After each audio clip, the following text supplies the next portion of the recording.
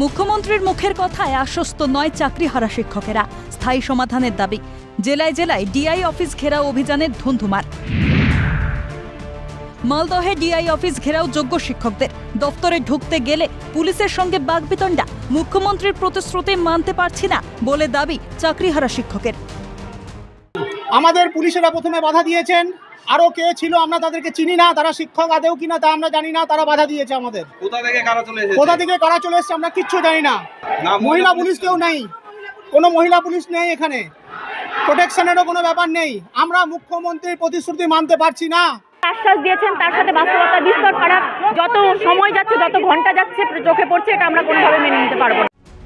টানা 6 ঘন্টা বিক্ষোভ কর্মসূচির পরেও ডিআই এর সঙ্গে দেখা করতে পারেনি চাকরিহারা শিক্ষক শিক্ষিকারা। প্রতিবাদে মিছিল বার করল। মালদহের রথবাড়িতে জমায়েতে বাধা দিতেই ক্ষোভে ফেটে পড়েন তারা। প্রাণ দিতেও প্রস্তুত, গুলি করে দিক, এমনিতেই তো আমরা মারা গেছি। আর্তনাদ চাকরিহারা শিক্ষকদের। তারপর প্রতিবাদ মিছিল টাউন হল প্রাঙ্গণে গিয়ে শেষ হয়। পুলিশ আমাদেরকে সরিয়ে দিচ্ছে, রাস্তা ক্লিয়ার করতে হবে, সমস্ত কিছু এই বলে এখানে আমাদেরকে ভয় দেখাচ্ছে, লাঠিচার্জ। আমরা বললাম আমরা মার খেতে কেন, প্রাণ দিতে প্রস্তুত, গুলি করে দিক আমাদের, এমনি আমরা মরে গেছি। ডিআই অফিসে সকাল 9:30 থেকে আমরা ধর্ণা দিয়েছিলাম। ওখানে কোনো কর্মচারী নেই, কোনো ডিআই নেই। 4টে অবধি আমরা অপেক্ষা করলাম, কোনো কেউ নেই। উনি আমাদের সাথে দেখা পর্যন্ত করলেন না। এটা মুখ্যমন্ত্রী মমতা বন্দ্যোপাধ্যায়ের আশ্বাসের পরেও আশ্বস্ত হতে পারেনি চাকরিহারা শিক্ষক শিক্ষিকা ও অশিক্ষক কর্মীরা।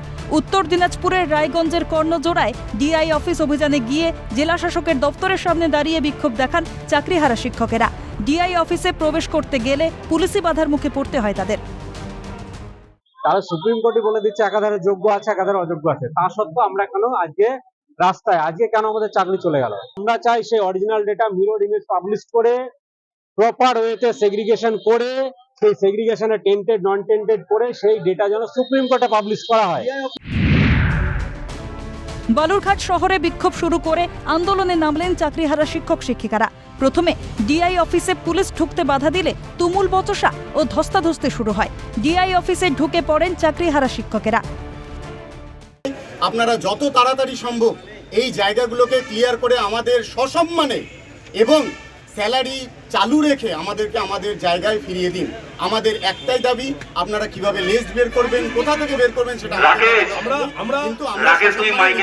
আমরা খুব ভালো মতোই মানে তারা বিক্ষোভ দেখাচ্ছে কি বিষয় আছে? সুপ্রিম কোর্টের জাজমেন্ট, এখানে আমার কিছু করার নেই। যেভাবে ইনস্ট্রাকশন আসছে সেভাবেই আমরা আমাদের অফিস এইভাবে খোলা রাখার, বন্ধ রাখার তো কোনো ইয়ে নেই। হ্যাঁ, অফিস থেকে যারা ছিল ভিতরে তাদেরকে বের করে দিয়েছে, আমরা বসে আছি।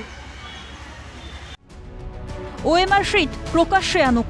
এসএসসি দাবি তো একটাই, আর কতবার যোগ্যতার পরীক্ষা দিতে হবে চাকরিহারাদের?